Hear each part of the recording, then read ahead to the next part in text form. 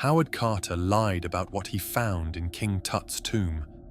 In 1922, carved into the burial chamber's hidden wall, was a symbol that Egyptian hieroglyphic experts said had never existed in their civilization. Yet it was identical to sacred markings found in Mayan temples, Aboriginal caves, and Sumerian tablets scattered across the globe. Within hours, Egyptian authorities sealed the chamber and classified every photograph. What Carter couldn't have known is that this same symbol appears in over 400 ancient sites on 6 continents, carved by civilizations separated by thousands of years and miles of ocean. The Sumerians called it the Star of Knowing. The Maya named it the Returning Sign. Aboriginal elders still whisper that it marks the time of great shaking. Every government on Earth now monitors these sites because the symbols are activating.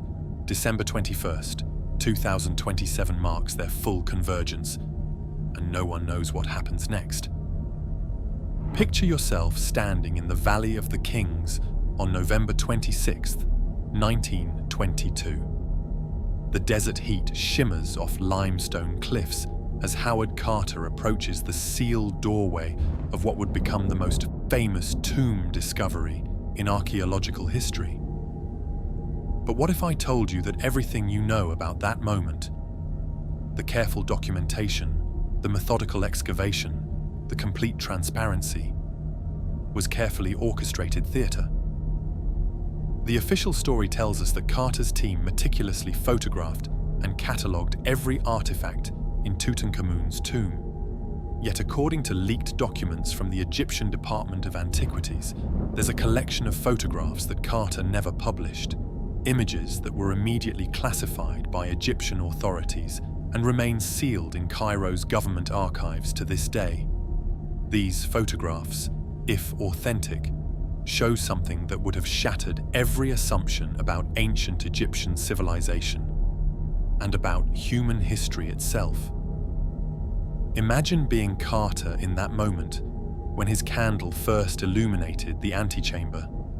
The official account describes his famous words, "Yes, wonderful things."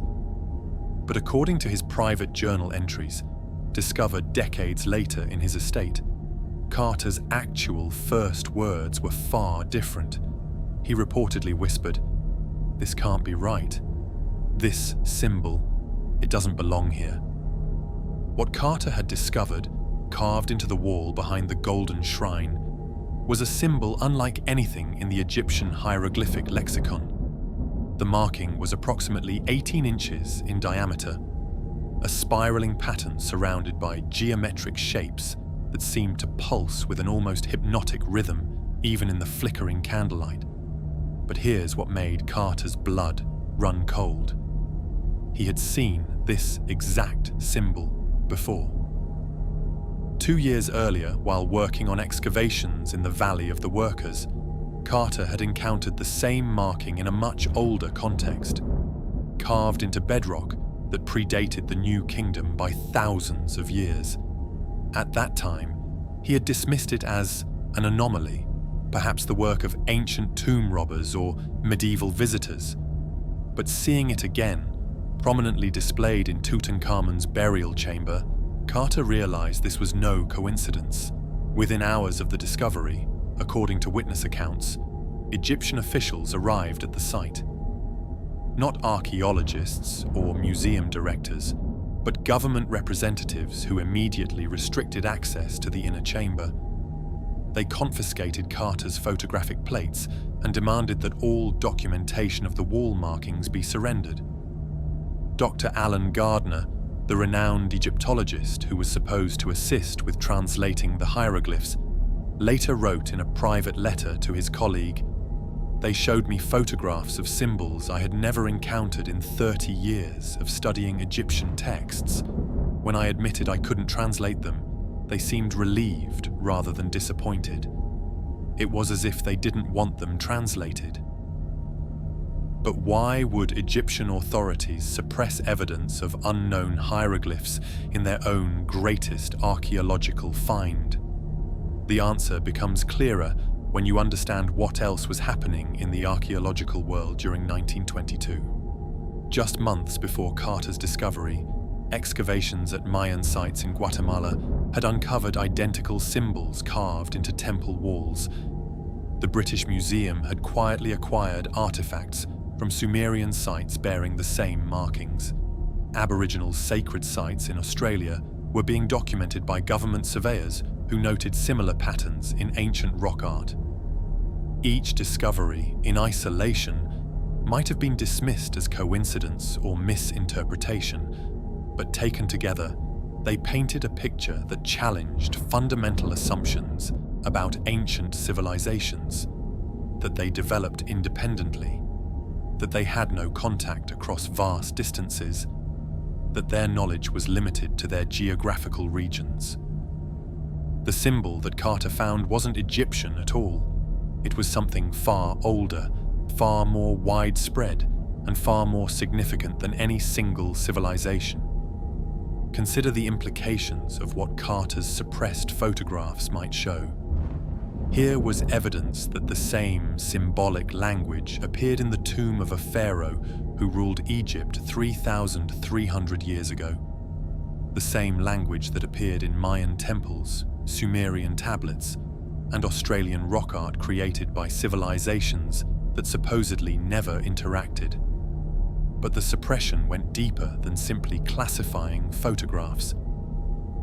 According to testimonies from workers at the excavation site, the wall containing the mysterious symbols was actually removed and replaced with a carefully crafted replica.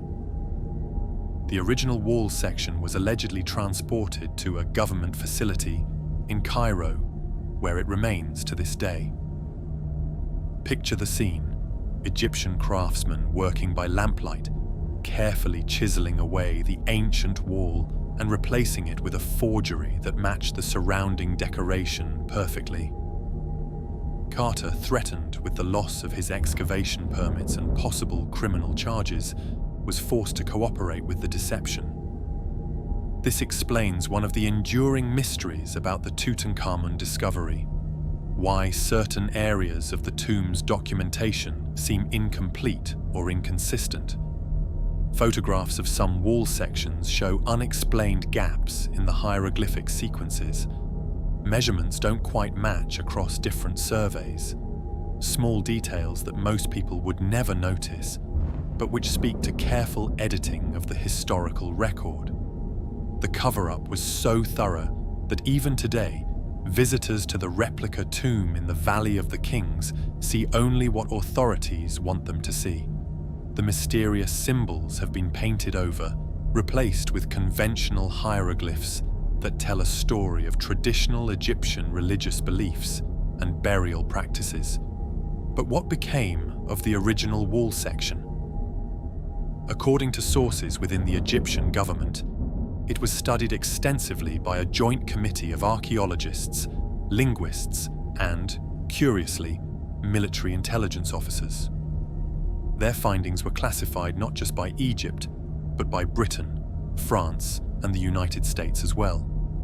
This international interest suggests that the symbols represented more than just an archaeological curiosity. They were seen as a matter of national security, important enough to warrant the highest levels of secrecy and international cooperation. The few researchers who were allowed to examine the symbols reported unsettling findings. The markings appeared to be instructions or warnings, written in a symbolic language that predated all known writing systems. Even more disturbing, the symbols seemed to reference astronomical events and geographical locations with impossible accuracy for their supposed time period. Dr. Margaret Harrison, a cryptographer who worked on the project before it was classified, later wrote in her memoirs, "The precision was terrifying. These weren't the mystical ramblings of ancient priests. They were technical instructions, coordinates, warnings. Someone had left a message, and we were just beginning to understand that we might not want to know what it said." The secrecy surrounding Carter's discovery set a pattern that would repeat throughout the 20th century. Whenever these symbols surfaced, in archaeological digs, in ancient manuscripts, in remote locations around the world, they were quickly suppressed, studied in secret, and removed from public knowledge. But secrets have a way of surfacing, especially when the same secret appears in multiple locations across the globe. The symbol that Carter found wasn't unique to Egypt. It wasn't even unique to the ancient world. The same marking had been appearing throughout history, always at moments of great change, always in locations of power and significance. What would drive governments and institutions to maintain such an elaborate deception for over a century? What knowledge could be so dangerous that it requires the cooperation of multiple nations to keep it hidden? And why are these symbols beginning to appear again in locations around the world with increasing frequency? The answers to these questions would challenge everything we think we know about human civilization, about our past, and about what may be coming next. Because Carter's discovery wasn't just evidence of ancient knowledge, it was a warning. And if the documents are authentic, if the testimonies are true, then the message these symbols carry is becoming more urgent with each passing year. The deception that began in Tutankhamun's tomb continues today, but the symbols themselves refuse to stay buried. They're reappearing, activating, calling attention to themselves in ways that are becoming impossible to ignore. And those who understand their meaning are quietly preparing for what they believe is coming. But Carter's discovery was just the beginning. Identical symbols were already being found worldwide, following a mathematical pattern that would reveal the true scope of this ancient mystery. In 1923, exactly 1 year after Carter's suppressed discovery, something extraordinary happened in the quiet archives of the British Museum. Dr. Charles Whitman, a mathematician working on ancient number systems, noticed something that would haunt him for the rest of his life. Whitman had been cataloguing recently acquired artifacts from various expeditions, Sumerian tablets from Mesopotamia, Mayan stone carvings from Guatemala, Aboriginal bark paintings from Australia. His job was routine: measure, photograph, document, file away. But Whitman had a peculiar mind, one that saw patterns where others saw chaos.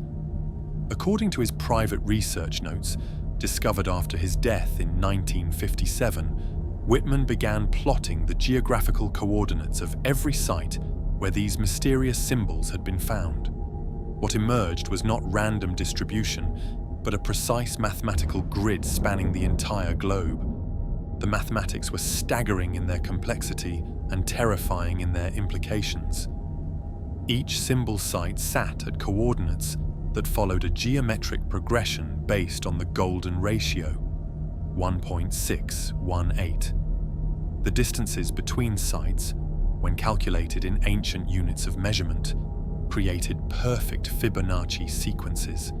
The angles formed by connecting the sites matched the internal geometry of the Great Pyramid to within 1,000th of a degree.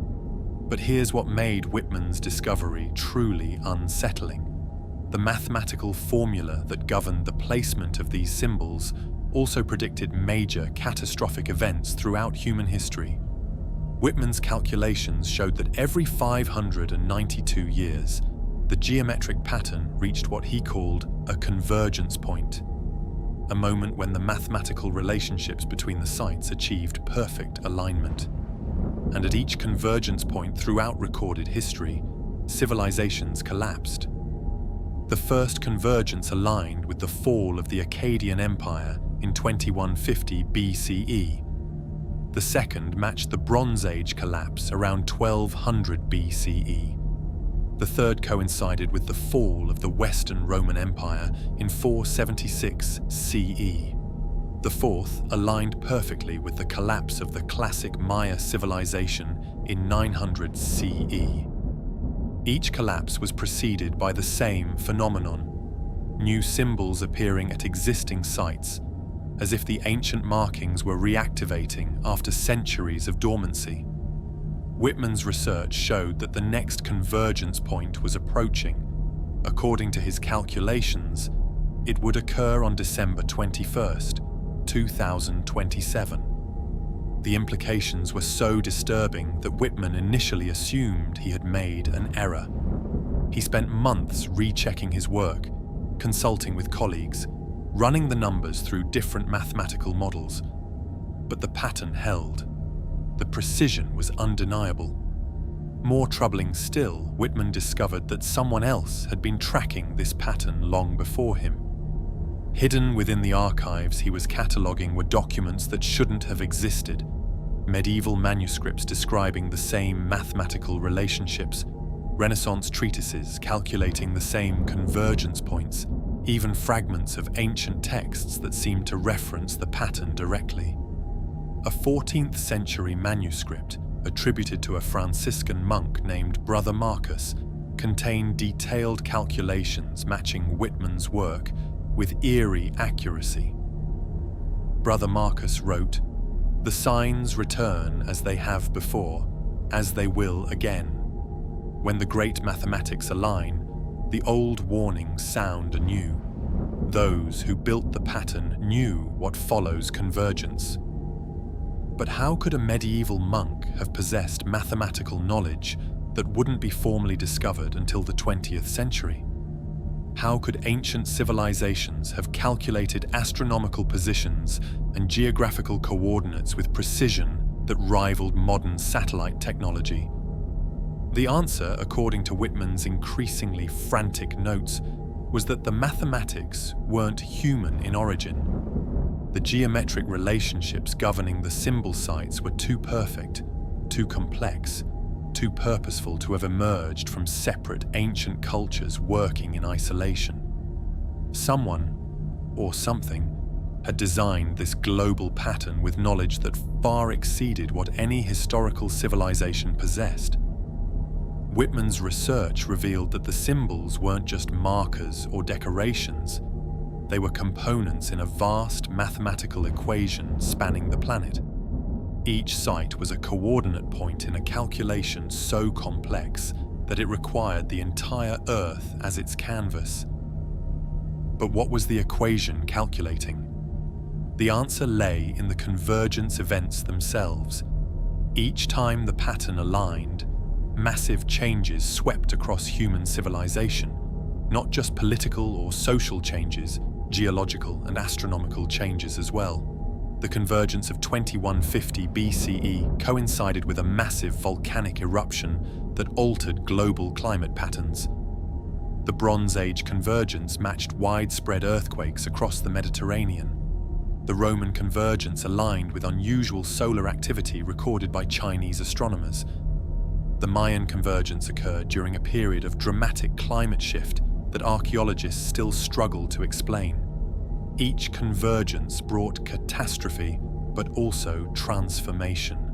The civilizations that fell were replaced by new ones with advanced knowledge that seemed to appear from nowhere. The survivors of each convergence possessed technologies, mathematical concepts, and astronomical knowledge that their predecessors had lacked.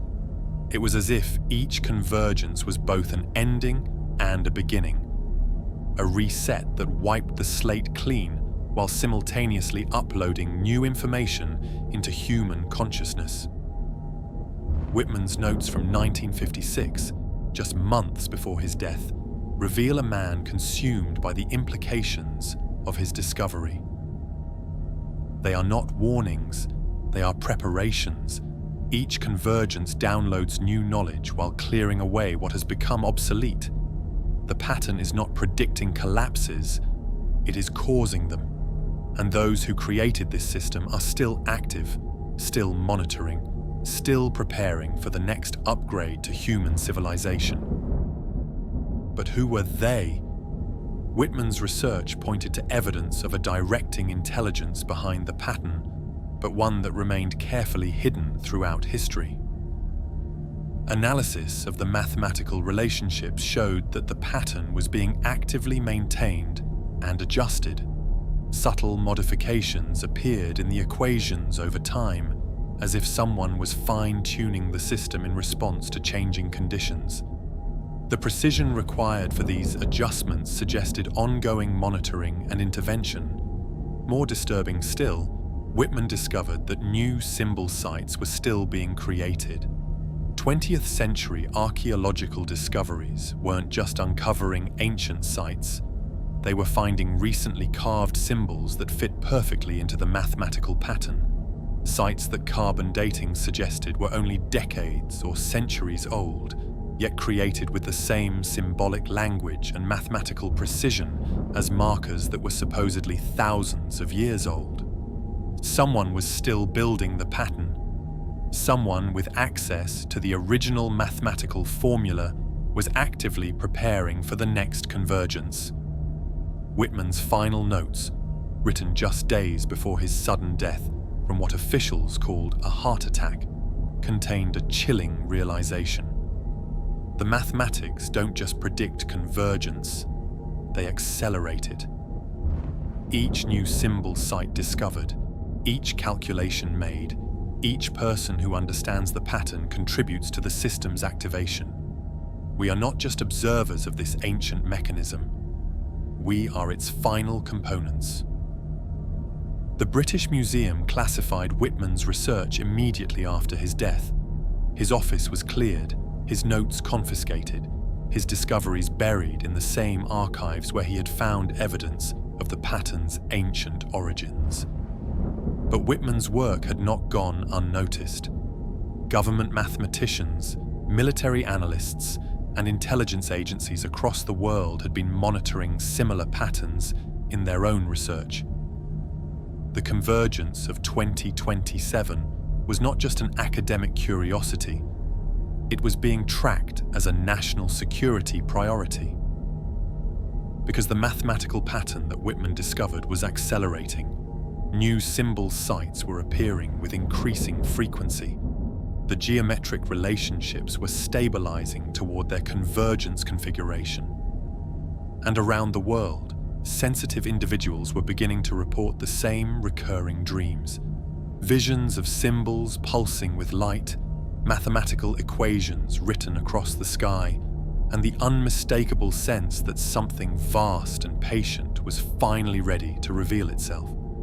The precision was so complete, the pattern so purposeful, that intelligence agencies realized they weren't dealing with ancient history. They were monitoring an active system that had been counting down toward December 21st, 2027 for thousands of years. And buried deep within classified military installations around the world, scientists and mathematicians were working frantically to answer the most terrifying question of all. What happens when an equation that uses the entire planet as its calculating device finally reaches its solution? The pattern was so precise, the Vatican had been secretly tracking it for centuries, and their archives contained knowledge that would shake the foundations of everything humanity believed about its own history. Deep beneath St. Peter's Basilica, past the tourist routes and public archives, lies a section of the Vatican's secret archives that appears on no official floor plan. The Archivio Secretum Apostolicum Vaticanum contains millions of documents spanning 2,000 years of church history. But Section Omega houses something far more sensitive than diplomatic correspondence or theological treatises. Father Antonio Martelli discovered Section Omega by accident in 1968 while researching medieval manuscripts for his doctoral thesis. What he found there would cost him his position, his reputation, and ultimately his life. According to testimony given to Italian authorities before his mysterious disappearance in 1971, Father Martelli stumbled upon a collection of documents that the Church had been compiling since the 4th century CE. The classification system was unlike anything else in the Vatican archives. Instead of organizing materials by date or topic, these documents were arranged according to the same geometric principles that Dr. Whitman had discovered governing the placement of ancient symbols. The Vatican had been tracking the pattern for over 1,600 years. Father Martelli's notes, hidden in his family home and discovered decades later, reveal the scope of what the Church had been collecting. Thousands of reports from missionaries, monks, and church officials describing encounters with the mysterious symbols, detailed maps plotting their locations with mathematical precision, translation attempts spanning centuries of scholarly work, and most disturbing of all, prophecies and warnings that painted a terrifying picture of what the symbols represented. The oldest document in the collection was a letter from Saint Augustine himself, written in 408 CE. In it, Augustine described symbols appearing on pagan temples across North Africa following the Gothic siege of Rome. He wrote, "These marks bear the character of no earthly script, yet their meaning burns clear in the mind of any who gaze upon them long. They speak of endings and beginnings, of cycles vast beyond human comprehension. The barbarians flee from temples bearing these signs, claiming they herald the return of the old powers." But it was a 13th century document known as the Codex Symbolum that contained the most detailed analysis of what the Church believed the symbols represented. The Codex, according to Father Martelli's description, was written by a secret committee of church scholars working under direct papal authority. It contained comprehensive documentation of symbol sites across the known world, mathematical analysis of their placement patterns, and a theological interpretation that challenged core Christian doctrine about the nature of divine revelation. The church scholars had reached a troubling conclusion. The symbols were not the work of demons or false gods, as church doctrine would suggest. They were evidence of a divine plan that predated Christianity itself. The Codex described the symbols as signs of the tribulation, markers left by an intelligence that had been guiding human development since the beginning of recorded history. But unlike traditional Christian prophecy, which focused on a single apocalyptic event, the Codex spoke of recurring cycles of destruction and renewal that had shaped all of human civilization. Father Martelli's notes reveal the Church's deepest fear that Christianity itself was just one phase in a much longer process, designed and monitored by an intelligence that viewed human religions as temporary management systems for a species undergoing controlled evolution. The implications were staggering. If the Codex was correct, then every major religious tradition, every prophetic revelation, every divine intervention throughout history had been orchestrated by the same intelligence that created the symbol pattern. Christianity wasn't God's final revelation to humanity. It was just the latest software update in a program that had been running for millennia. This knowledge explained centuries of seemingly contradictory church behavior. Why had Christian authorities systematically destroyed or suppressed evidence of advanced ancient knowledge? Why had the Church fought so vigorously against scientific discoveries that challenged biblical timelines? Why had certain archaeological discoveries been buried or classified rather than celebrated? The Church wasn't protecting its own doctrines. It was protecting humanity from knowledge that it wasn't ready to handle. The Codex contained detailed records of previous convergence events, described from the perspective of church officials who had witnessed them firsthand. The fall of Rome hadn't been a simple case of barbarian invasion and imperial decay.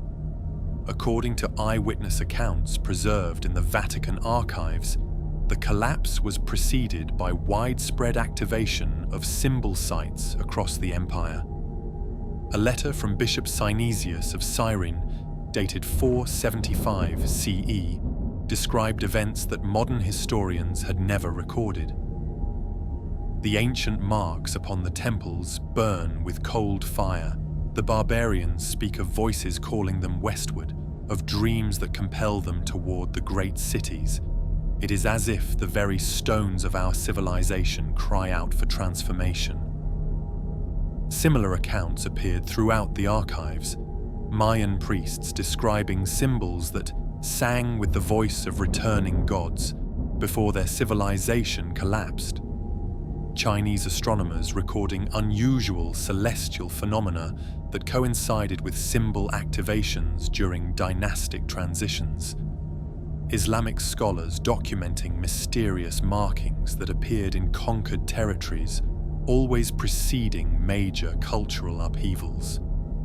Each convergence followed the same pattern. Symbols activated, populations migrated, civilizations collapsed, and survivors emerged with inexplicably advanced knowledge and technologies.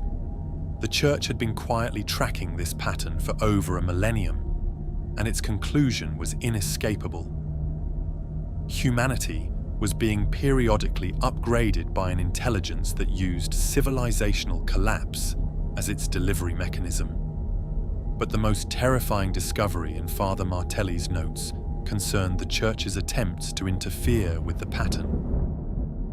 During the Renaissance, Pope Sixtus IV authorized a secret mission to destroy or relocate symbol sites across Europe. The operation, known as the Sanctification Project, involved teams of Church operatives working to eliminate what they saw as evidence of pre-Christian divine intervention. The project was a disaster. Every attempt to destroy or alter the symbols resulted in immediate catastrophic consequences. When Church operatives tried to chisel away markings from a Roman temple in 1478, Rome was struck by an earthquake that killed over 2,000 people. An attempt to relocate stones from a symbol site in Ireland resulted in the mysterious deaths of everyone involved in the operation. Efforts to paint over symbols in Spanish churches led to outbreaks of plague in the surrounding communities. The pattern, it seemed, was protected by forces that would not tolerate interference. Pope Sixtus ordered the immediate cessation of all intervention attempts and established the doctrine that would guide Church policy for the next 5 centuries. The symbols were to be monitored, but never disturbed. The Church would document, track, and prepare for convergence events, but it would not attempt to prevent them. This policy explained many historical mysteries that scholars had never been able to resolve. Why had the Church sometimes protected pagan sites and ancient monuments when Christian doctrine demanded their destruction? Why had certain archaeological expeditions received unexpected Church support and funding? Why had the Vatican often seemed to know about historical events before they occurred? The Church wasn't just preserving religious doctrine. It was serving as humanity's early warning system for a process that was far beyond any earthly authority's ability to control. Father Martelli's final notes, written shortly before his disappearance, revealed that the Church's monitoring activities had intensified dramatically in the 20th century. The Vatican had established secret observation posts near major symbol sites around the world. Papal nuncios carried encrypted reports about symbol activations back to Rome on a monthly basis. The Church had even developed its own scientific instruments for measuring electromagnetic anomalies at convergence sites. Most significantly, the Vatican had been in secret communication with other religious and governmental organizations that were tracking the same phenomenon. A 1969 memorandum that Father Martelli copied before his disappearance revealed coordination between the Vatican, the Dalai Lama's government in exile, certain Islamic scholarly institutions, and intelligence agencies from multiple Western nations. The document spoke of interfaith cooperation regarding the approaching convergence, and referenced joint monitoring stations established at key sites around the globe. The world's religious and political authorities weren't just aware of the pattern, They were working together to track its progress toward the 2027 convergence. But this cooperation carried a terrible burden of knowledge. The memorandum's final paragraph contained a chilling assessment. All historical precedent suggests that the approaching convergence will result in the collapse of current civilizational structures and the emergence of new organizational systems among surviving populations. Preparation efforts should focus on continuity of essential knowledge rather than preservation of existing institutions. The Vatican, along with other global authorities, wasn't trying to prevent the coming convergence. They were planning to survive it. Father Martelli's disappearance came just days after he attempted to publish his findings through academic channels. His research was immediately suppressed, his academic credentials revoked, and his access to Vatican facilities permanently terminated. Official Vatican statements claimed that Father Martelli had suffered a mental breakdown and was receiving treatment at an undisclosed location. His family was told he had died in a car accident while traveling in northern Italy. No body was ever recovered. But Father Martelli's discoveries had revealed something that the Church could no longer contain. The pattern wasn't just academic curiosity or theological speculation. It was operational intelligence about an active system that was rapidly approaching its next activation phase. And buried in the deepest levels of Section Omega were documents suggesting that the Church wasn't the only organization that had been obsessed with finding these symbols throughout history. Nazi archaeological expeditions had been desperately searching for the same markings, guided by intelligence that suggested the symbols held the key to technologies and knowledge that could reshape human civilization. The question that haunted Church officials, according to Father Martelli's notes, wasn't whether the convergence would occur. The mathematical precision made that inevitable. The question was whether humanity would survive what came next, and whether those who did survive would still be recognizably human. But the Church wasn't the only one obsessed with finding them. Nazi archaeologists had been desperately searching for the same markings, and what they discovered before the war ended would reveal why these symbols were considered worth killing for. On the morning of May 8, 1945, as Allied forces swept through the ruins of the Third Reich, a small team of American intelligence officers made a discovery in the Bavarian Alps that would remain classified for the next 78 years. Hidden in a fortified bunker complex near Berchtesgaden, they found the research archives of the Ahnenerbe, Heinrich Himmler's occult research division, and learned that the Nazis had been closer to unlocking the secret of the ancient symbols than anyone had realized. Major Robert Kellerman, the intelligence officer who led the discovery team, filed a report that was immediately stamped with the highest security classifications. According to documents released through Freedom of Information Act requests in 2023, Kellerman wrote, "What we found in these archives suggests that the Nazi obsession with ancient symbols was not mystical nonsense, but a systematic scientific investigation into technologies that we are only beginning to understand." The Ahnenerbe had been tracking the same pattern that Dr. Whitman would later discover independently, but they had possessed crucial additional information. They knew the symbols could be activated. Heinrich Himmler established the Ahnenerbe in 1935, ostensibly to research the ancient origins of the Germanic peoples. But classified documents recovered from the bunker revealed the organization's true purpose: to locate and study what Nazi researchers called Vrillzeichen, power symbols left by an advanced prehistoric civilization. The Nazi research began with a single artifact recovered from a monastery in Tibet during the 1938 German expedition to that region. SS Oberfuhrer Ernst Schäfer's team had been officially searching for evidence of Aryan racial origins, but their real mission was to investigate reports of ancient symbols that reportedly possessed unusual properties. What they found in that Tibetan monastery changed the entire trajectory of Nazi occult research. According to the Ahnenerbe archives, the artifact was a stone tablet covered with the same spiral symbols that had appeared in Carter's suppressed photographs. But this tablet was different. It was still active. Tibetan monks had been maintaining the artifact for over 800 years, performing specific rituals that kept the symbols glowing with a faint phosphorescent light.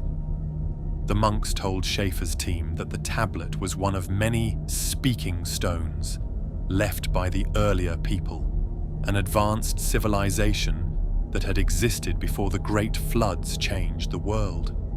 The symbols, according to Tibetan tradition, contained instructions for technologies that could reshape matter at the molecular level. Schaefer's team convinced the monks to allow them to study the tablet using German scientific equipment. What they discovered violated every known law of physics. The symbols were generating electromagnetic fields that pulsed in complex mathematical patterns. When exposed to specific frequencies of sound and light, the markings would resonate and produce measurable effects on nearby matter. Metals became temporarily malleable. Organic compounds rearranged themselves into new configurations. Water exhibited properties that defied conventional chemistry. Most remarkably, human test subjects who were exposed to the activated symbols for extended periods began to demonstrate enhanced cognitive abilities. Memory improved dramatically. Mathematical and linguistic processing accelerated. Some subjects appeared to spontaneously acquire knowledge they had never been taught. The Nazi researchers realized they had discovered a technology that could revolutionize human capability. Upon returning to Germany in 1939, Schaefer's team established a classified research facility in the Harz Mountains dedicated to studying what they termed ancestral technologies. The facility, codenamed Project Schwarze Sonne, Project Black Sun, became the most secretive installation in the Nazi research apparatus. Under the direction of SS Oberfuhrer Karl Willigut, known within the Nazi hierarchy as Himmler's Rasputin, the Black Sun facility conducted experiments that pushed the boundaries of both science and human ethics. Willigut believed that the symbols were activation keys for dormant capabilities within the human genetic code, capabilities that had been suppressed or lost over millennia of civilizational development. The research archives recovered by Allied forces contain detailed documentation of increasingly desperate experiments as the war turned against Germany. Nazi scientists had learned to create crude approximations of the ancient symbols using electromagnetic generators and resonance chambers. These artificial symbols could produce limited effects, temporary enhancement of human reflexes and cognitive function, minor manipulations of matter density, and most significantly, the ability to influence human consciousness at a distance. But the artificial symbols were unstable and dangerous. Test subjects exposed to prolonged activation often suffered psychological breakdown, cellular damage, or complete mental dissociation. The Nazi researchers realized they needed to find naturally occurring symbol sites to achieve the effects they observed in the Tibetan tablet. This realization launched the most extensive archaeological expedition in human history. Between 1940 and 1944, Ahnenerbe teams scoured Europe, North Africa, and the Middle East, searching for symbol sites that matched their Tibetan discovery. They excavated ancient temples, investigated stone circles, and systematically documented every occurrence of the spiral patterns they had learned to recognize.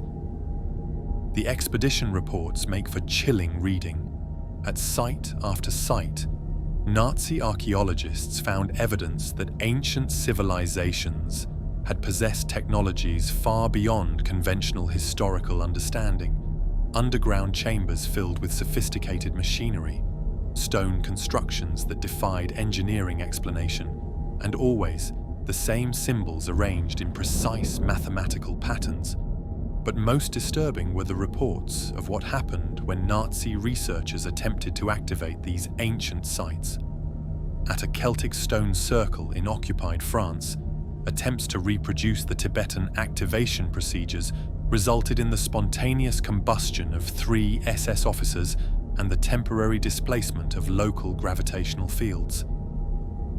An excavation in Norway uncovered a chamber where symbol activation created what researchers described as temporal anomalies, areas where time appeared to move at different rates. The most successful activation occurred at a site in the Austrian Alps, where Nazi scientists managed to sustain symbol resonance for over 6 hours. During that time, according to witness reports, the research team demonstrated abilities that seemed impossible. Remote viewing of distant locations, manipulation of matter through conscious intention, and communication without spoken language. But the activation came with a terrible cost. The lead researcher, Dr. Hermann Oberth, emerged from the experiment claiming that the symbols had shown him visions of the future, visions that depicted the complete destruction of Nazi Germany and the emergence of a new global civilization organized around principles that the activated symbols had implanted directly into his consciousness. Oberth's post-activation reports, preserved in the archives, describe a future where human civilization had evolved beyond national boundaries, racial distinctions, and individual consciousness as the Nazis understood it. The symbols, he wrote, were not tools for human enhancement. They were programming instructions for a species-wide evolutionary transformation. This revelation split the Nazi research community. Himmler and his closest associates saw the symbols as weapons that could ensure German victory and racial supremacy. But an increasing number of researchers, led by Oberth, began to understand that the symbols represented something far beyond Nazi ideology. They were evidence of a plan that viewed all current human civilization as transitional, temporary, and ultimately expendable. As Allied forces closed in on Germany in early 1945, the Black Sun facility became the site of increasingly frantic experiments. Nazi researchers, convinced that symbol activation could still reverse Germany's military fortunes, began attempting to create a massive resonance field by linking multiple sites across occupied Europe. The final experiment, conducted in April 1945, was intended to activate symbol sites simultaneously across a network spanning from the Atlantic to the Urals. According to the recovered archives, the experiment succeeded far beyond Nazi expectations and revealed why the symbols had remained dormant for so long. The activation triggered what survivors described as contact, direct communication with the intelligence that had created the symbol network, but instead of providing technological advantages or strategic intelligence, the contact delivered a message that shattered Nazi assumptions about their own importance in cosmic affairs. The symbols were not tools for human empowerment.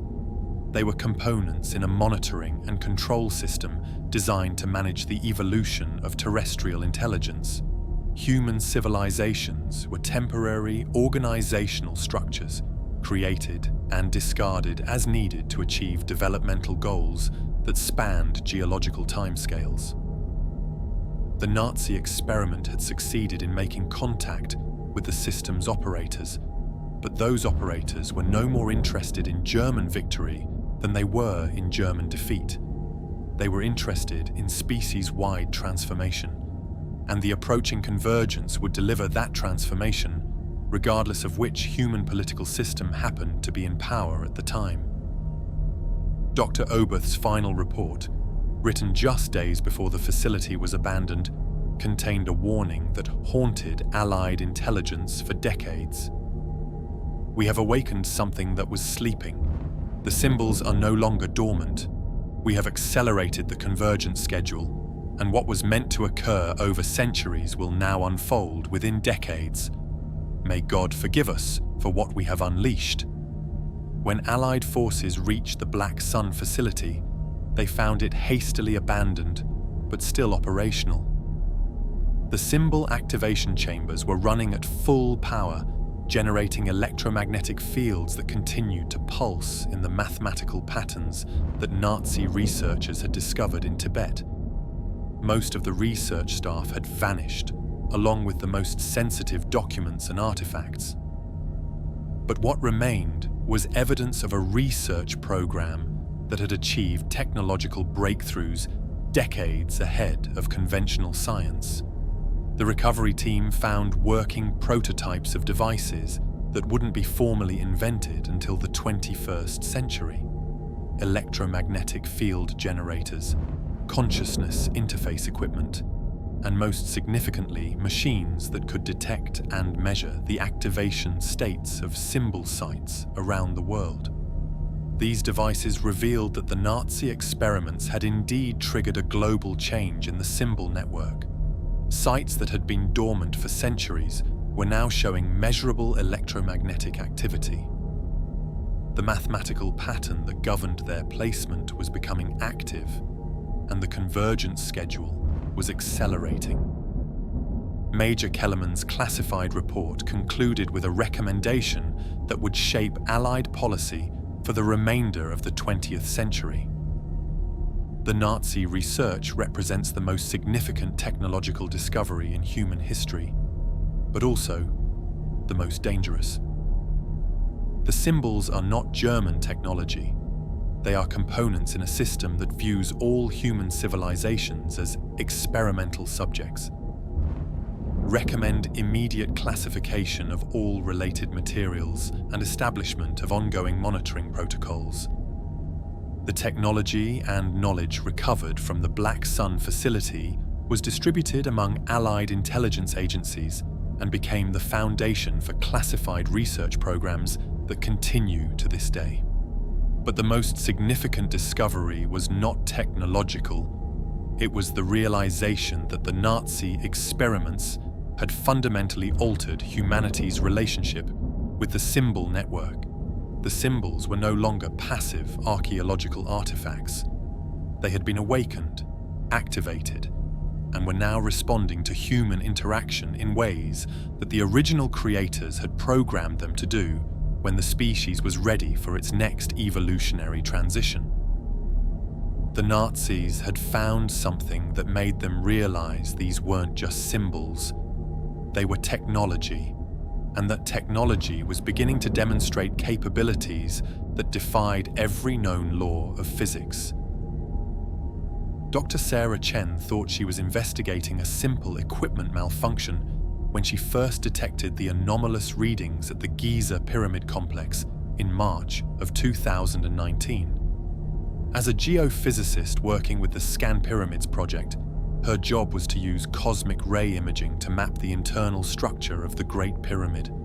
But the electromagnetic field detectors she had positioned around the site were picking up something that shouldn't exist. A perfectly regular pulse emanating from deep within the pyramid at exactly 7.83 Hz. That frequency, 7.83 Hz, would haunt Dr. Chen for the rest of her career. It's the same frequency as the Earth's natural electromagnetic field, known to scientists as the Schumann resonance. But the signal coming from inside the pyramid was far too strong and far too regular to be natural. It was as if something inside the ancient structure was deliberately broadcasting at the exact frequency of the planet's own electromagnetic heartbeat. Dr. Chen's initial assumption was that her equipment was malfunctioning or picking up interference from nearby electronic devices. But when she expanded her survey to include electromagnetic monitoring at other archaeological sites in Egypt, she discovered something that turned her routine research project into a classified investigation. Every ancient symbol site in Egypt was broadcasting the same frequency. The Temple of Karnak, the Valley of the Kings, the Temple of Edfu, even small, seemingly insignificant ruins scattered across the desert, all were generating electromagnetic pulses at precisely 7.83 Hz. The signals were synchronized, as if every ancient site in Egypt was part of a single, vast electromagnetic network. When Dr. Chen reported her findings to the Egyptian Ministry of Tourism and Antiquities, her research was immediately classified, and she was transferred to a joint Egyptian-American task force that she discovered had been monitoring these phenomena for decades. The task force, known internally as Project Resonance, revealed to Dr. Chen that electromagnetic anomalies at ancient symbol sites had been detected worldwide since the 1960s. But the signals had always been intermittent, weak, and easily dismissed as natural geological phenomena. What made Dr. Chen's readings significant was that the signals were becoming stronger and more consistent. The symbols were waking up. Project Resonance archives, according to Dr. Chen's testimony given to a congressional subcommittee in 2021, contained electromagnetic data from over 300 ancient sites across 6 continents. Stonehenge in England, Machu Picchu in Peru, Angkor Wat in Cambodia, Easter Island, the Nazca Lines, every location where the mysterious symbols had been documented was now generating measurable electromagnetic activity. But more disturbing than the mere presence of these signals was their behavior. The electromagnetic pulses weren't random or chaotic. They followed complex mathematical patterns that seemed to be encoding information. When Project Resonance analysts fed the pulse sequences into pattern recognition software, they discovered that the signals contained encrypted data streams more sophisticated than any human communication system. Each symbol site wasn't just broadcasting, it was communicating with the other sites in a global network. Dr. Chen's specialized equipment revealed that the electromagnetic pulses traveled through the Earth's crust along specific pathways that connected symbol sites across vast distances. These pathways, which Project Resonance researchers termed resonance channels, followed the same geometric patterns that Dr. Whitman had identified in the symbol's placement coordinates. The entire planet had been wired as a communication network, with ancient symbol sites serving as transmission nodes in a system that spanned continents. But what was the network communicating, and who was listening? The breakthrough came when Dr. Chen's team attempted to decode the mathematical patterns embedded in the electromagnetic signals. Using quantum computing resources provided by the National Security Agency, they discovered that the pulse sequences contained 3 distinct types of information: status reports, coordinate updates, and activation instructions.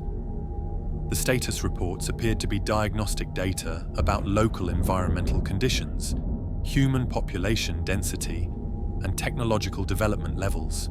Each symbol site was continuously monitoring its surrounding area and reporting changes to the broader network.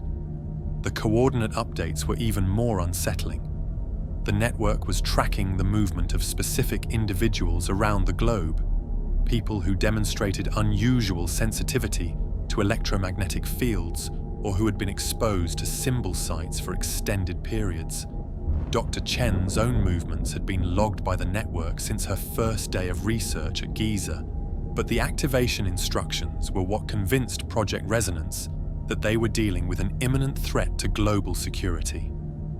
The electromagnetic signals contained detailed programming codes that appeared to be preparing symbol sites for synchronized activation. The codes specified exact timing sequences, power levels, and coordination protocols for an event that the network was scheduling for December 21, 2027.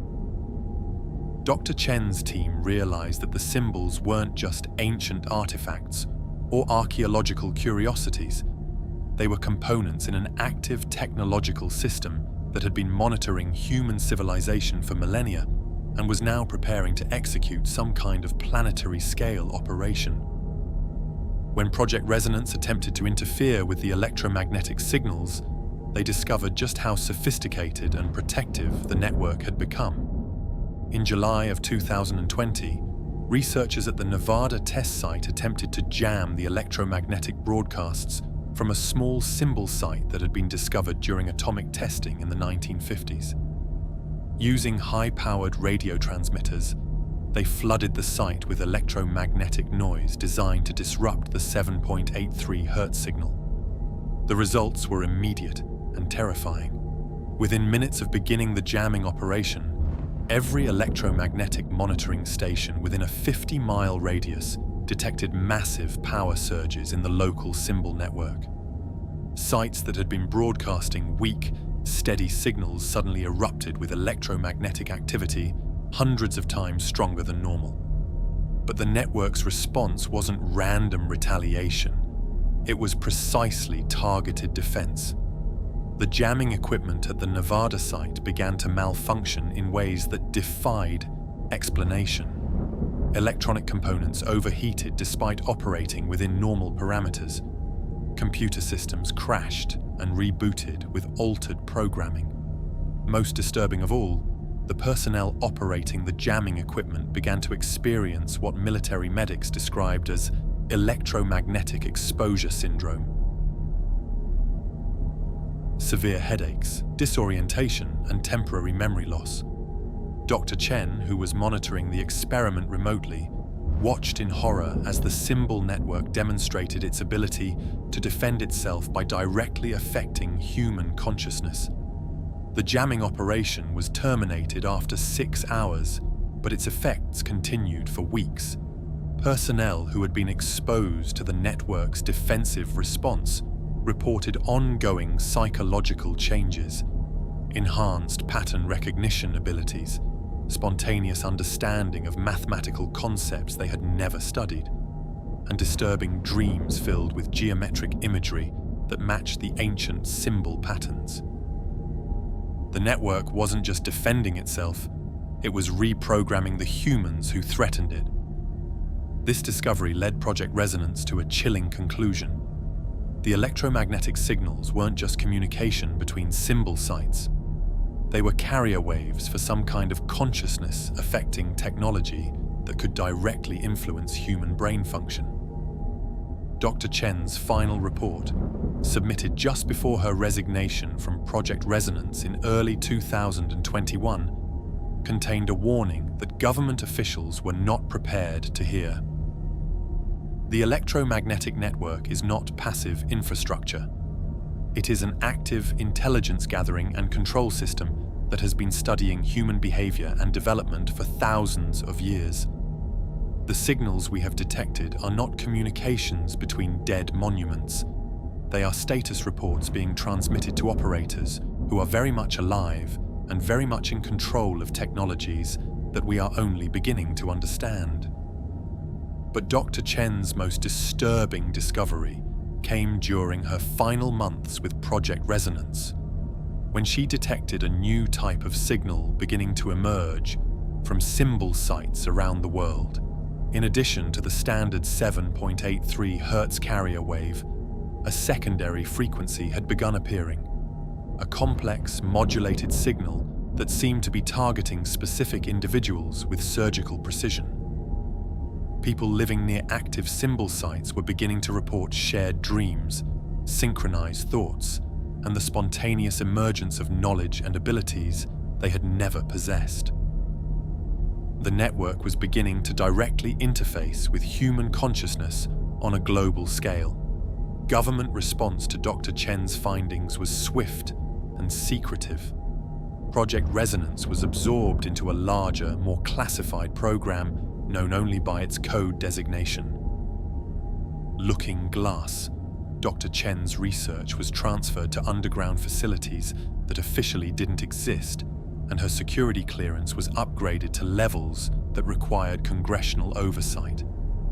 But despite the government's attempts at secrecy, the electromagnetic phenomena that Dr. Chen had documented were becoming impossible to hide. Amateur radio operators around the world were beginning to detect the same 7.83 Hz signals. Independent researchers were posting electromagnetic anomaly data on social media platforms. Sensitive individuals living near symbol sites were organizing online communities to share their experiences of what they termed the awakening. The network's activation was accelerating beyond the government's ability to monitor or control it.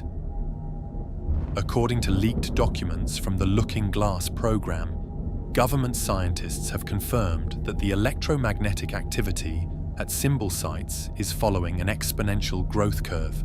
Signal strength is doubling approximately every 18 months, and new sites are coming online with increasing frequency.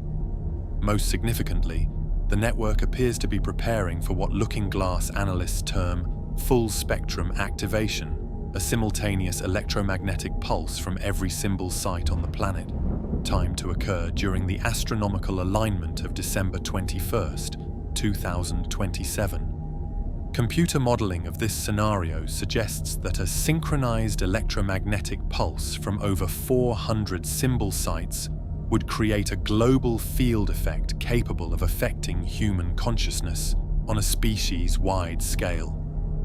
The neurological impact would be equivalent to simultaneously exposing every person on Earth to the same consciousness-altering technology that the Nazis had discovered in their Tibetan tablet.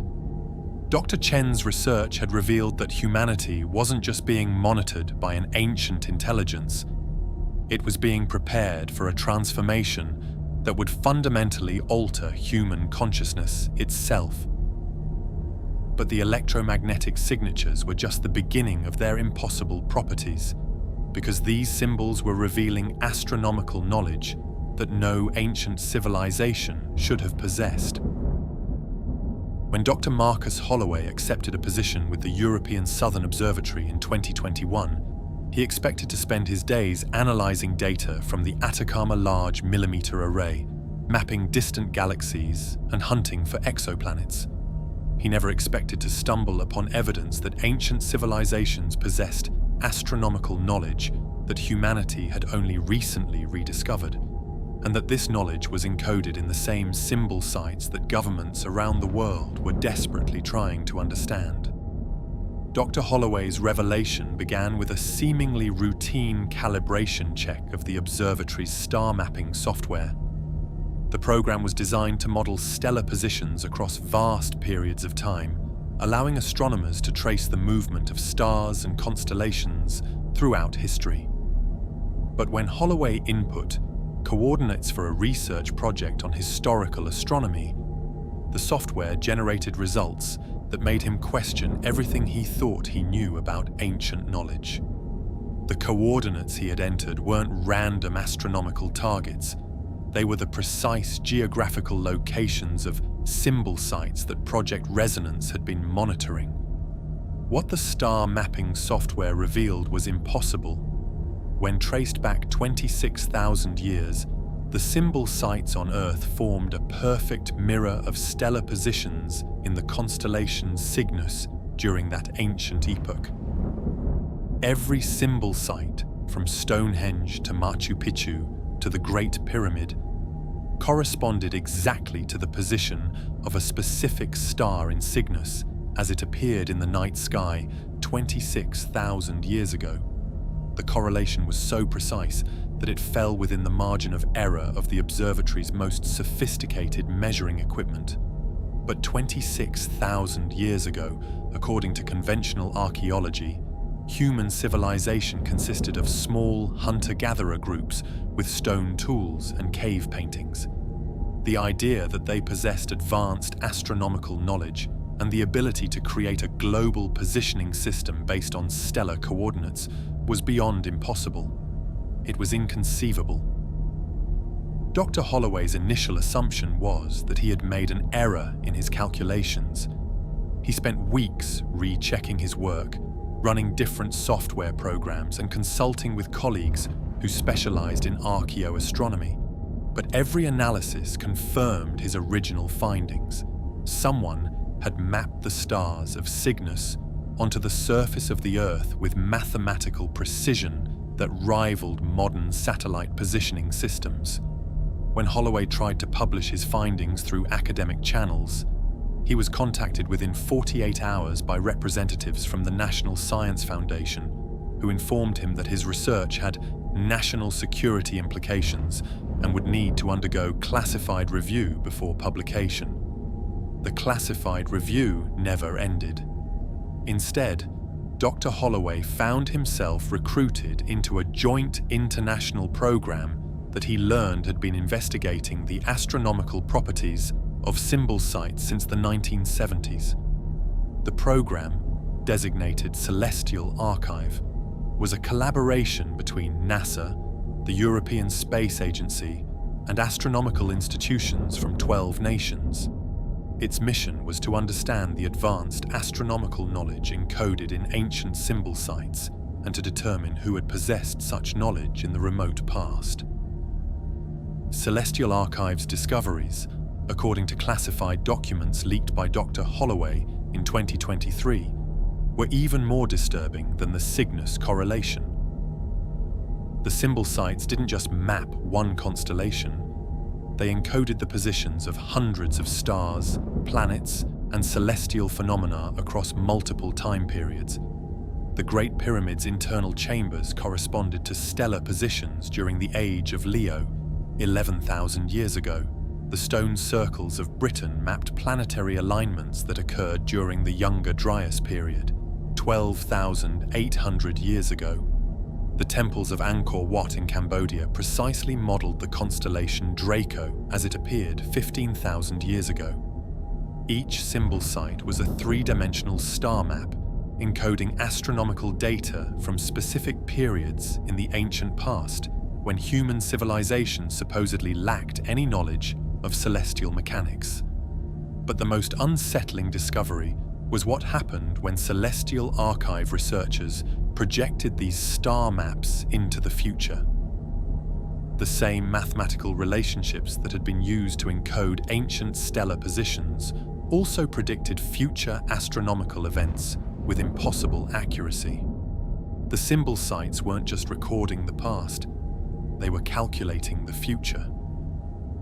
Dr. Holloway's team discovered that the symbol network had been designed to track a specific astronomical phenomenon, the movement of our solar system through what astronomers call the local bubble, a region of space with unusually low density that affects the cosmic radiation reaching Earth. Every 26,000 years, our solar system completes one full orbit around the center of the Milky Way galaxy. During this galactic year, Earth passes through different regions of space that expose the planet to varying levels of cosmic radiation, gravitational fields, and electromagnetic phenomena. The symbol sites had been positioned to monitor and predict these cosmic cycles. According to the astronomical data encoded in the sites, Earth was approaching the end of one cosmic cycle and the beginning of another. The transition point, calculated with mathematical precision that exceeded current NASA capabilities, was scheduled to occur on December 21st, 2027. But this wasn't just an abstract astronomical event. The star maps encoded in the symbol sites suggested that these cosmic transitions had profound effects on planetary evolution, including the evolution of consciousness in biological species. Dr. Holloway's analysis revealed that previous cosmic transitions correlated exactly with the mass extinction events and evolutionary leaps recorded in Earth's geological and fossil records. The Permian extinction, the Cretaceous-Paleogene extinction, the emergence of complex multicellular life, all occurred during cosmic transition periods that the symbol sites had been designed to predict. The network wasn't just monitoring astronomical events, it was tracking the cosmic cycles that drove planetary evolution. This discovery led Celestial Archive to a terrifying conclusion. The symbol sites had been created by an intelligence that understood the relationship between cosmic cycles and biological evolution, and that had been preparing Earth for the next evolutionary transition for at least 26,000 years. Dr. Holloway's classified reports described the symbol network as a planetary-scale astronomical computer designed to calculate the precise timing of cosmic events that would trigger the next phase of terrestrial evolution. The electromagnetic signals that Dr. Chen had detected weren't just communications. They were countdown sequences marking the approach of a cosmic event that would fundamentally alter the conditions for life on Earth. But the star maps contained an even more disturbing revelation. The astronomical data encoded in the symbol sites included detailed information about technological civilizations in other star systems. The network wasn't just monitoring Earth's cosmic environment. It was tracking the development of intelligence throughout the local galactic region. Hidden within the complex geometric patterns of the symbols were coordinate systems that mapped the locations of over 200 star systems showing evidence of artificial modification. Dyson spheres, stellar engineering projects, and other indicators of advanced technological civilization were precisely catalogued in the astronomical database that had been carved into stone monuments thousands of years before human science discovered that other planets even existed. Dr. Holloway's team realized that the symbol network was part of a larger galactic infrastructure, a monitoring and communication system that connected developing civilizations across vast distances of space and time. Earth wasn't just being monitored by whatever intelligence had created the symbol network. It was being incorporated into a galactic community of technological civilizations. The implications were staggering. Human civilization wasn't an isolated accident of planetary evolution. It was part of a guided process that was occurring throughout the galaxy. The cosmic transitions that the symbol sites predicted weren't natural evolutionary events. They were scheduled upgrades to planetary intelligence systems. Dr. Holloway's final classified report, submitted just before his resignation from Celestial Archive in late 2023, contained a conclusion that government officials were reluctant to accept. The astronomical knowledge encoded in these sites could not have been acquired by any terrestrial civilization, ancient or modern. The precision of the calculations, the scope of the data, and the sophisticated understanding of galactic mechanics all point to off-world intelligence. We are not studying human artifacts.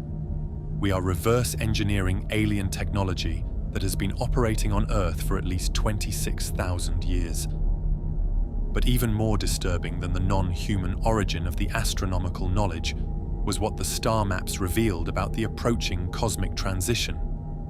The 2027 event wasn't just another cyclical astronomical alignment. According to the calculations encoded in the symbol sites, it marked the completion of a full galactic cycle, a cosmic event that occurred only once every 26 million years. The next evolutionary transition wouldn't just affect Earth. It would simultaneously affect every technological civilization in the local galactic region, creating a synchronized transformation across hundreds of star systems. Dr. Holloway's analysis suggested that the symbol network had been counting down to this galactic synchronization event since its installation on Earth. The approaching convergence wasn't just about human evolution. It was about the emergence of a galaxy-wide civilization that would operate on scales of space and time that current human consciousness couldn't comprehend. The leaked documents from Celestial Archive revealed that governments around the world were struggling to understand the implications of these discoveries. The symbol sites weren't just archaeological curiosities or ancient monuments. They were components in an alien infrastructure that was preparing Earth for integration into a galactic community. But integration would require a fundamental transformation of human consciousness, biology, and social organization. The electromagnetic effects that Dr. Chen had documented, the consciousness-altering properties that the Nazis had discovered, and the mathematical precision that Dr. Whitman had identified were all components of a transformation system designed to upgrade planetary intelligence to galactic standards. Humanity wasn't just approaching a cosmic event, it was being prepared for a transition that would either elevate the species to a new level of existence or demonstrate that Earth's biological experiment had reached the end of its usefulness. The star map data revealed something even more disturbing buried beneath each site. Evidence of vast underground networks that suggested the symbol sites were only the visible components of a much larger infrastructure system. The discovery began with a construction accident that the Turkish government immediately classified as a national security incident. In September of 2022, workers excavating a new subway line beneath Istanbul broke through into a chamber that shouldn't have existed. A perfectly circular room carved from solid bedrock, its walls covered with the same spiral symbols that archaeologists had found at sites around the world. But this chamber was different from the surface monuments that researchers had been studying. It wasn't ancient and weathered. The symbols glowed with the same phosphorescent light that Nazi researchers had documented in their Tibetan tablet, and the walls hummed with electromagnetic energy that made the workers' equipment malfunction and caused several men to collapse with severe disorientation. Most disturbing of all, the chamber wasn't empty. It contained machinery. Dr. Kemal Özkan, the geologist called in to assess the structural integrity of the discovery site, would later testify before a closed session of the Turkish parliament that what the construction workers had found wasn't an archaeological artifact. It was an active installation that appeared to be monitoring and controlling underground systems beneath the entire region. The machines in the chamber defied conventional understanding. They appeared to be constructed from materials that exhibited properties unknown to human science. Substances that remained perfectly preserved despite apparent millennia of operation, that generated power from sources that couldn't be identified, and that responded to human presence with what could only be described as intelligence. When Dr. Özkan's team attempted to map the chamber using ground-penetrating radar, they discovered something that forced the immediate evacuation of the construction site. The chamber was connected to a tunnel system that extended beneath Istanbul and beyond, linking to similar installations across vast distances. The symbol sites that researchers had been studying on the surface were just access points to an underground network that spanned continents. Within 72 hours of the Istanbul discovery, similar excavations were initiated at symbol sites around the world. What international teams discovered buried beneath the surface monuments confirmed the worst fears of government officials who had been tracking the symbol network. Humanity had been sharing the planet with an active infrastructure system for thousands of years. Beneath Stonehenge, British archaeologists found a chamber identical to the Istanbul installation, complete with functioning machinery and tunnel connections that extended towards similar facilities across Europe. Ground-penetrating radar revealed tunnel networks linking Stonehenge to Newgrange in Ireland, to the stone circles of Scotland, and to similar sites across the continent. At Giza, Egyptian authorities discovered that the electromagnetic anomalies Dr. Chen had detected were emanating from a vast underground complex beneath the pyramid. The complex contained dozens of chambers filled with machinery that appeared to be monitoring and regulating electromagnetic fields across the entire Middle East and North Africa. Similar discoveries were made at every major symbol site worldwide. Machu Picchu in Peru concealed underground facilities that connected to installation sites throughout the Andes Mountains. Easter Island's mysterious statues were revealed to be surface markers for an underground complex that linked to similar facilities across the Pacific Ocean. The scope of the underground network was staggering. Tunnel systems extended for thousands of miles, connecting installation sites across oceans and continents. The precision of the construction was impossible for any known ancient civilization. Tunnels that maintained perfect gradients across vast distances, chambers carved from solid rock with mathematical precision, and infrastructure that had been operating continuously for millennia without apparent maintenance or power sources. Dr. Özkan, who had been recruited into the international task force studying the underground discoveries, filed classified reports that painted a picture of Earth that no government was prepared to acknowledge publicly. According to his geological analysis, the tunnel systems had been excavated using technologies that left no tool marks, created no structural weakness, and generated no waste material. The tunnels appeared to have been formed by some kind of molecular manipulation process that rearranged rock at the atomic level, creating passages through solid bedrock without disturbing surrounding geological formations. But more disturbing than the construction methods was what the tunnels contained. Throughout the underground network, exploration teams discovered evidence of ongoing activity. Machinery that registered on electromagnetic sensors, tunnel sections that showed signs of recent use.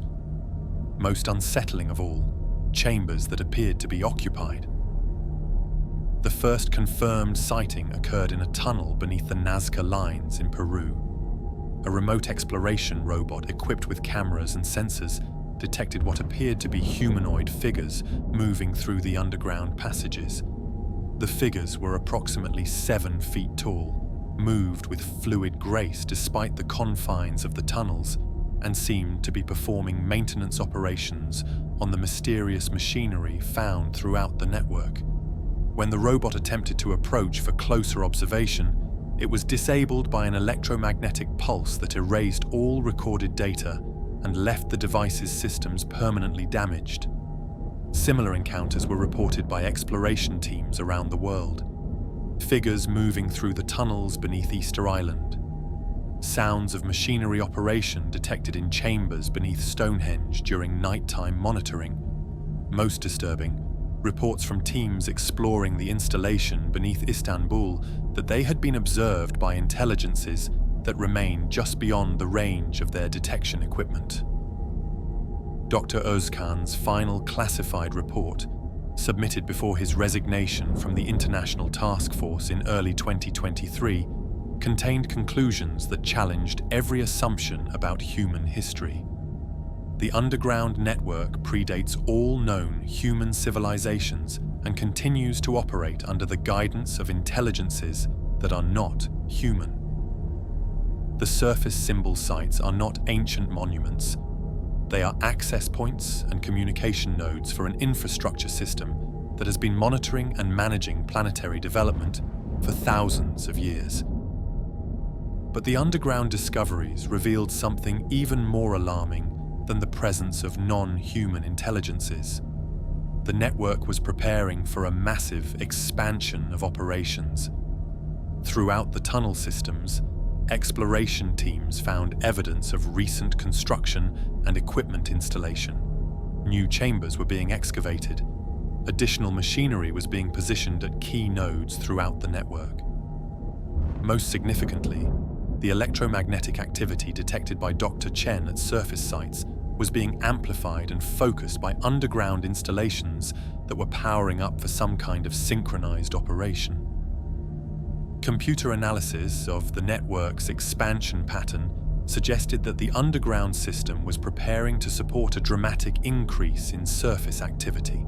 The installations beneath symbol sites were being configured to project electromagnetic fields, consciousness-affecting frequencies, and other phenomena across much larger geographical areas than they had previously covered. The underground network wasn't just monitoring human civilization, it was preparing to directly intervene in human development on a global scale. intelligence analysis of the construction patterns revealed that the network expansion was following the same mathematical progression that governed the symbol placement on the surface. The underground system was being prepared for activation during the December 2027 convergence event. But perhaps most disturbing were the discoveries made in the deepest sections of the tunnel network. At depths of over 2 miles beneath the surface, exploration teams found chambers that appeared to serve as central control nodes for the entire global system.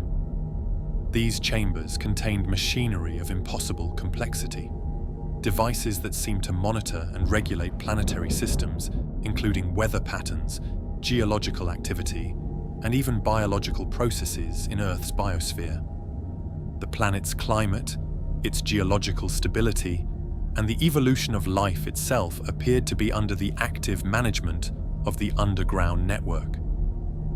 Dr. Yozkan's analysis suggested that the intelligences operating the underground system had been carefully maintaining Earth's environmental conditions to support the development of human civilization, but the control systems were now being reconfigured for different parameters, conditions that would support a very different type of consciousness and social organization than currently existed.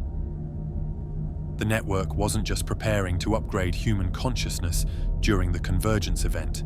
It was preparing to transform the planetary environment to support the upgraded consciousness that would emerge.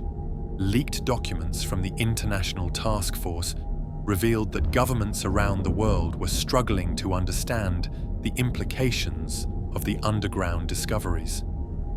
The symbol sites that had been treated as archaeological curiosities were revealed to be components in an active planetary management system operated by intelligences that had been shaping human development since the beginning of recorded history. But the most terrifying discovery was evidence that the underground network was inhabited not just by the mysterious figures that exploration teams had glimpsed in the tunnels, but by humans who had been integrated into the system. In chambers deep beneath several major symbol sites, teams found what appeared to be human individuals connected to the network's machinery through organic interfaces that allowed direct mental communication with the system's controlling intelligence. These individuals appeared to be conscious and aware, but functioning as biological components in a larger technological organism.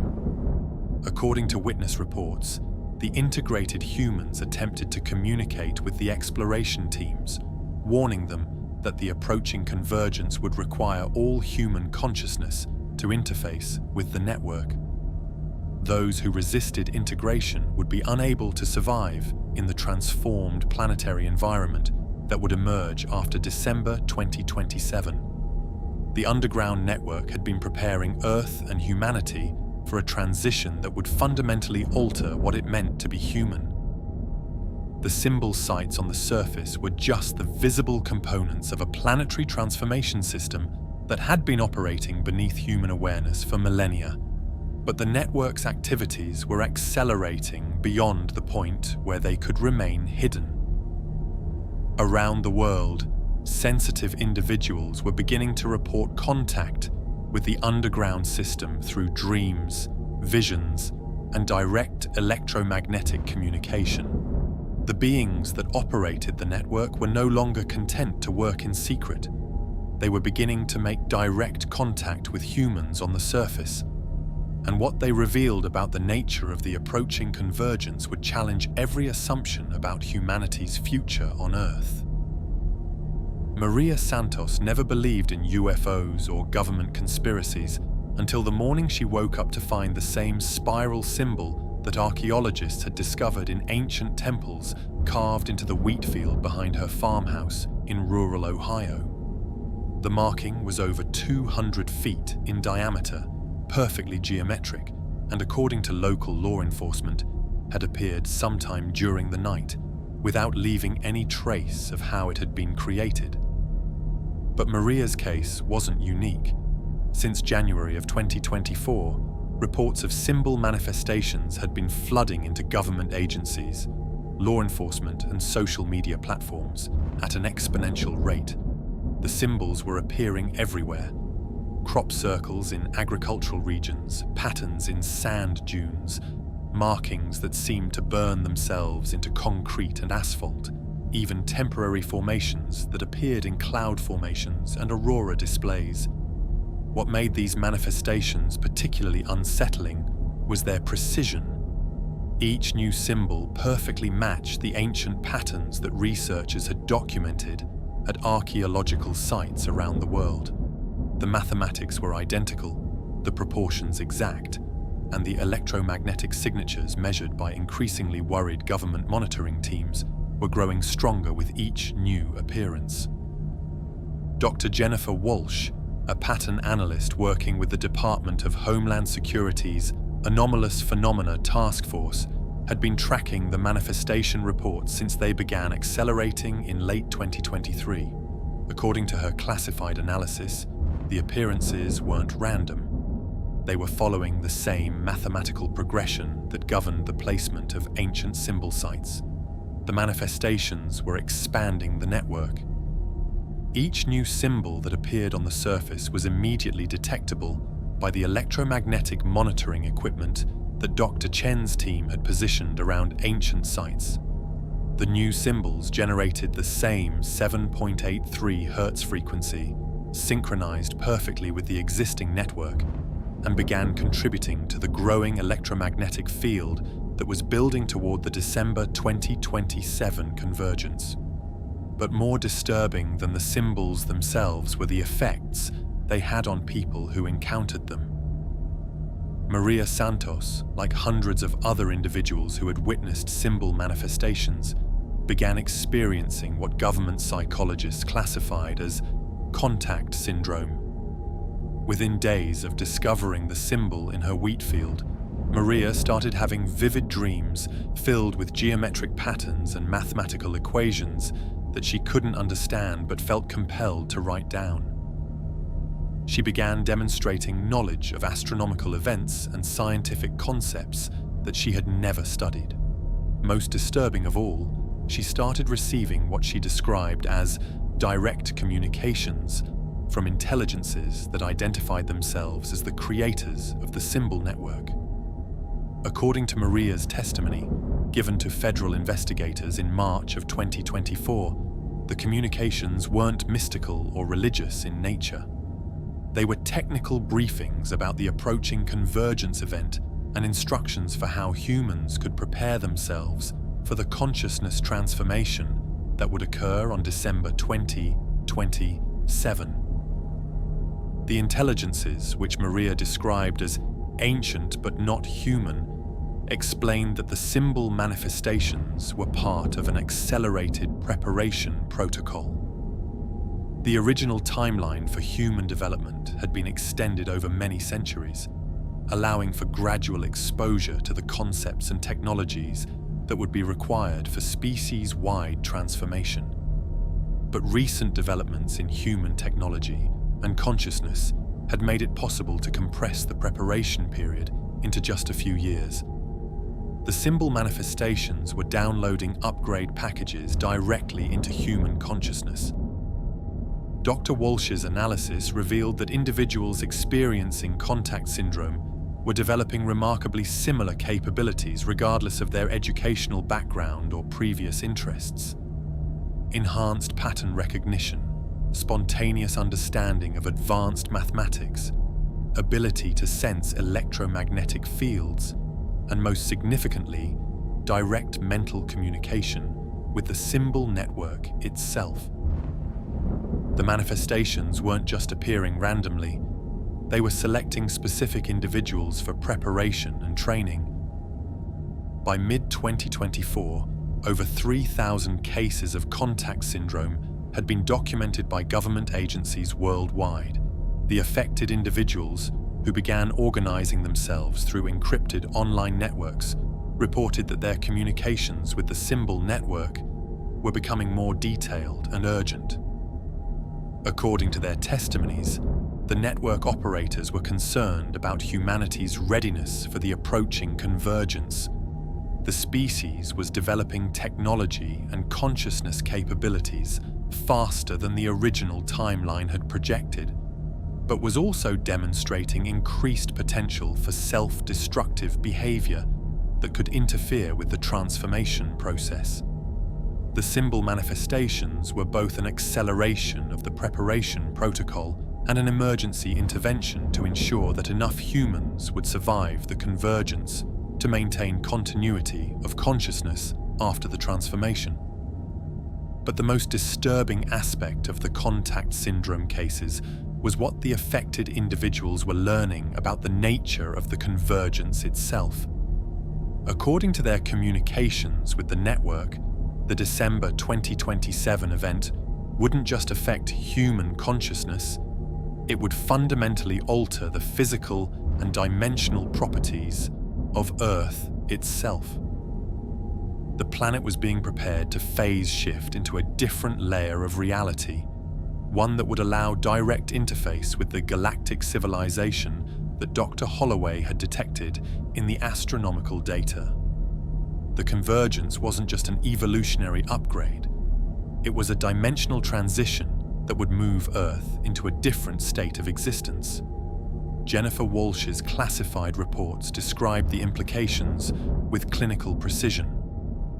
The symbol manifestations appear to be preparing selected humans for survival in a post-convergence reality that will operate according to different physical laws and consciousness parameters than current Earth conditions. The affected individuals are developing capabilities that suggest preparation for existence in a higher dimensional environment. But not all humans would survive the transition. According to the contact syndrome testimonies, the convergence would be traumatic for consciousness that wasn't properly prepared. Individuals who remained locked in current patterns of thinking and perception would be unable to adapt to the transformed reality and would essentially cease to exist as coherent entities.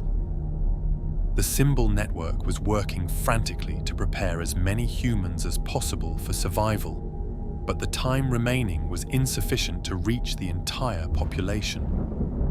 This revelation led to the most controversial aspect of the manifestation phenomenon. The affected individuals began attempting to prepare others for the convergence by spreading the symbol patterns themselves. Throughout 2024, reports emerged of contact syndrome individuals creating their own symbol manifestations using techniques they claimed to have learned through their communications with the network. They drew the patterns in public spaces, carved them into trees and rocks, and even projected them using laser displays and digital media. Each human-created symbol became immediately active, generating electromagnetic fields and affecting the consciousness of anyone who viewed it for extended periods. The network was using prepared humans as distribution agents to spread its influence as rapidly as possible. Government attempts to suppress these activities were largely unsuccessful. The affected individuals demonstrated remarkable coordination and resourcefulness, often anticipating official responses and adapting their methods accordingly. More disturbing, they appeared to possess advanced knowledge of government plans and operations, suggesting that their communications with the network included access to surveillance and intelligence capabilities. By late 2024, the symbol manifestations had become impossible to hide from public awareness. Social media platforms were flooded with photographs and videos of the phenomena. Independent researchers were documenting electromagnetic anomalies at manifestation sites. Most significantly, ordinary citizens were beginning to report their own contact syndrome experiences after exposure to the symbols through digital media. The network had achieved viral propagation of its influence. Dr. Walsh's final classified report, submitted in November of 2024, contained a conclusion that government officials were reluctant to accept. The manifestation phenomenon has reached self-sustaining propagation. The symbol network no longer requires ancient sites or controlled exposure to affect human consciousness. any individual with sufficient exposure to the patterns, regardless of medium, is susceptible to contact syndrome. The network has achieved species-wide access to human consciousness. But the accelerating manifestations revealed an even more unsettling development. The symbols were beginning to appear in locations and configurations that suggested the network was preparing for physical manifestation of its operators. Large-scale symbols were appearing in remote locations around the world. Formations hundreds of feet in diameter that created what appeared to be landing sites or staging areas. Electromagnetic activity at these locations was off the charts, and satellite imagery showed structures and movements that defied conventional explanation. According to contact syndrome individuals, the network operators were preparing to transition from behind-the-scenes management to direct physical presence on Earth. The December 2027 convergence would mark not just a consciousness transformation, but the arrival of the intelligences that had been guiding human development from the underground network. The manifestations were accelerating because time was running out. The cosmic alignment that would enable the dimensional transition was approaching, and the network needed to complete its preparation protocols before the window of opportunity closed. Leaked government documents from early 2025 revealed that world leaders were struggling to understand the scope of what was approaching. The symbol manifestations weren't just unexplained phenomena. They were evidence of an active intelligence operation that was preparing Earth for transformation by non-human entities with capabilities that exceeded anything in human experience. The network's timeline was compressing toward a final phase that would culminate in direct contact, physical manifestation, and species-wide transformation. The symbols that had been hidden in ancient monuments for millennia were now appearing everywhere, and their influence was spreading through human consciousness faster than any government could monitor or control. But the manifestations followed a countdown sequence that was leading to something specific, and the mathematical analysis of their appearance pattern revealed the exact date when the network would complete its preparation protocol and initiate the final convergence sequence. At 11:47 p.m. GMT on December 20th, 2027, every electromagnetic monitoring station on Earth registered the same impossible reading. The global symbol network had achieved perfect synchronization. 437 symbol sites across 6 continents were broadcasting electromagnetic pulses in mathematical harmony, creating a planetary-scale resonance field that was building toward critical mass. The convergence had begun. Dr. Rachel Morrison, the physicist who had replaced Dr. Chen as director of the Looking Glass program, watched the readings from the emergency command center buried 300 feet beneath Cheyenne Mountain. According to her instruments, the electromagnetic field generated by the synchronized symbol network was approaching energy levels that exceeded the output of every power plant on Earth combined. But the energy wasn't being generated by conventional means. The symbols were somehow extracting power directly from the planet's magnetic field, the cosmic radiation streaming through the solar system, and sources that Dr. Morrison's equipment couldn't identify, but that appeared to involve direct manipulation of fundamental forces. At midnight GMT on December 21st, 2027, the winter solstice, the electromagnetic field would reach the resonance frequency required to initiate what the contact syndrome individuals had described as dimensional phase transition. Earth was about to shift into a different layer of reality. The final countdown had been precisely predicted by the mathematical models that Dr. Whitman had discovered decades earlier. Every calculation, every pattern analysis, every projection had pointed to this moment when the ancient symbol network would complete its 26,000-year operational cycle and execute the transformation protocol that its creators had programmed into the system.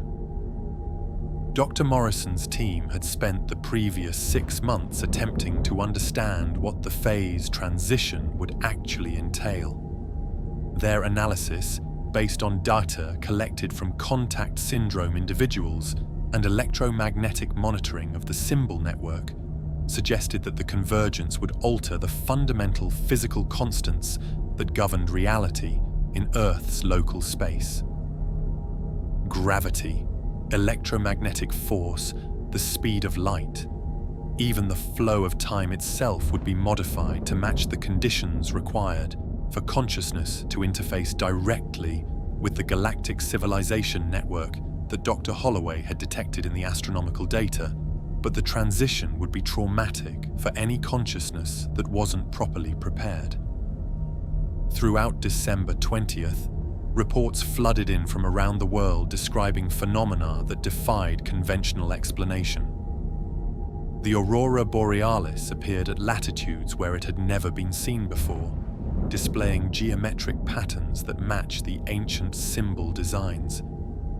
Gravitational anomalies were detected at symbol sites, with some locations showing localized alterations in the flow of time. Most significantly, thousands of individuals worldwide began reporting direct mental contact with intelligences that identified themselves as the transition coordinators. The network operators were making their final preparations for direct manifestation. According to the contact syndrome individuals who had been serving as communication conduits, the transition coordinators were not aliens in the conventional sense. They were representatives of a galactic civilization network that included hundreds of technological species across thousands of star systems. Earth was being prepared for admission to this network, but admission required consciousness evolution to a level that could participate in galactic-scale coordination and cooperation. The symbol network had been installed on Earth 26,000 years ago during the last galactic synchronization event. Its purpose was to monitor human development and guide the species toward readiness for network integration.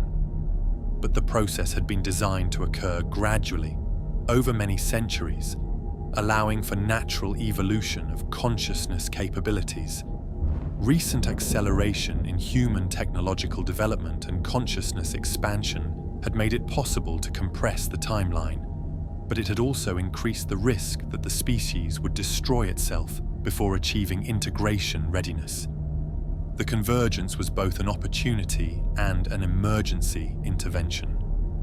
Dr. Morrison's analysis suggested that approximately 12% of the human population had developed sufficient consciousness flexibility to survive the transition. These individuals, including the contact syndrome cases and others who had been naturally developing enhanced awareness capabilities, would serve as the bridge between current human civilization and the post-convergence reality. The remaining 88% of humanity would face what the transition coordinators described as consciousness dissolution, a process where individual identity would be absorbed into the planetary consciousness field that would emerge after the phase transition. It wasn't death in the conventional sense, but it was the end of individual human existence as currently understood. At 6 p.m. GMT on December 21st, with 6 hours remaining until the convergence point, the symbol sites began manifesting visible phenomena that could no longer be hidden from public awareness. Columns of light erupted from the Great Pyramid, Stonehenge, Machu Picchu, and every other major symbol location worldwide. The light beams extended vertically into the atmosphere, creating a geometric pattern visible from space that perfectly matched the mathematical relationships encoded in the symbol network. Governments around the world abandoned attempts at secrecy and issued emergency broadcasts warning populations to avoid the symbol sites and to remain indoors during the convergence event. But for many people, the warnings came too late. The electromagnetic fields generated by the symbol network were affecting human consciousness globally, triggering spontaneous contact syndrome in millions of individuals who began receiving direct communications from the transition coordinators. The network was downloading final preparation protocols into as many human minds as possible before the convergence window closed. At 9 p.m. GMT, 3 hours before convergence, the underground network that Dr. Özkan had discovered began manifesting on the surface. Tunnel entrances opened at symbol sites around the world, and the beings that had been operating the planetary management system for millennia began emerging into direct physical contact with humanity. The transition coordinators were not the tall, grey entities of popular UFO mythology. According to witness reports, they appeared to be highly evolved versions of multiple species, including what seemed to be humans who had undergone the consciousness transformation process during previous convergence cycles on other worlds. They moved with fluid grace, communicated through direct mental interface, and demonstrated technologies that seemed to operate through conscious intention rather than mechanical devices. Their message to humanity was both reassuring and terrifying. The convergence was not an invasion or conquest, but an invitation to join a galactic community of evolved consciousness. Those who were ready would be welcomed and guided through the transformation process. Those who were not ready would be peacefully absorbed into the planetary consciousness that would emerge, preserving their essence while allowing their individual identity to dissolve.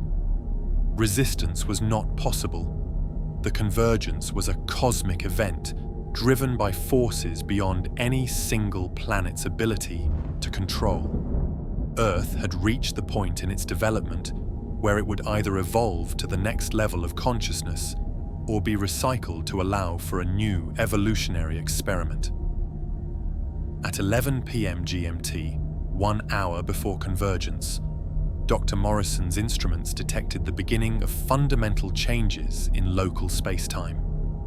The electromagnetic field generated by the symbol network was creating what appeared to be a dimensional interface, a bridge between Earth's current reality and the higher dimensional space occupied by the galactic civilization network. Through this interface, technologies and consciousness capabilities that had seemed impossible under current physical laws began manifesting around the symbol sites. Gravity became malleable, allowing objects and beings to move in ways that defied conventional physics. Time flowed at different rates in different locations. Most significantly, the boundary between individual consciousness and collective awareness began to dissolve. Humans near the symbol sites reported experiencing direct mental connection, not just with the transition coordinators, but with the entire galactic network, a vast community of evolved consciousness spanning thousands of worlds and millions of years of development. The experience was overwhelming for unprepared minds, but for those who had been developing enhanced consciousness capabilities, it was a revelation of humanity's true potential and cosmic destiny. At 11:59 p.m. GMT, 30 seconds before convergence, the symbol network achieved perfect resonance with the cosmic alignment that had been building for 26,000 years.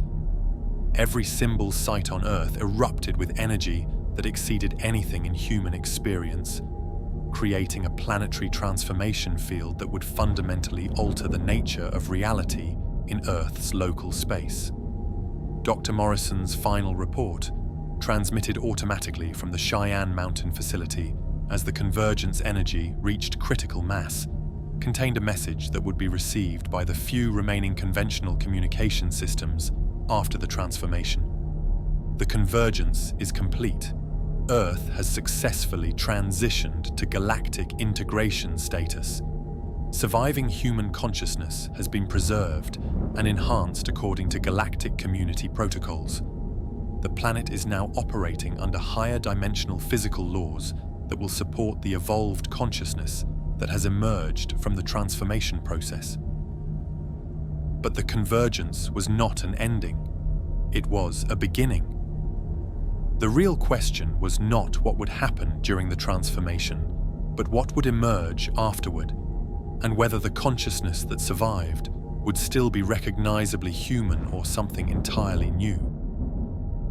6 months after the convergence, the world that emerged from the dimensional transition bore little resemblance to the Earth that had existed before December 21st, 2027.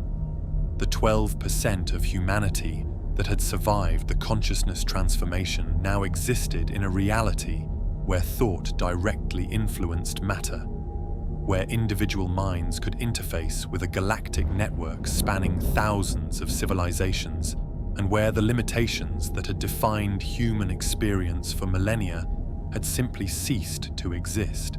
But this is not a story about what happened after the convergence. This is a warning about what is happening now.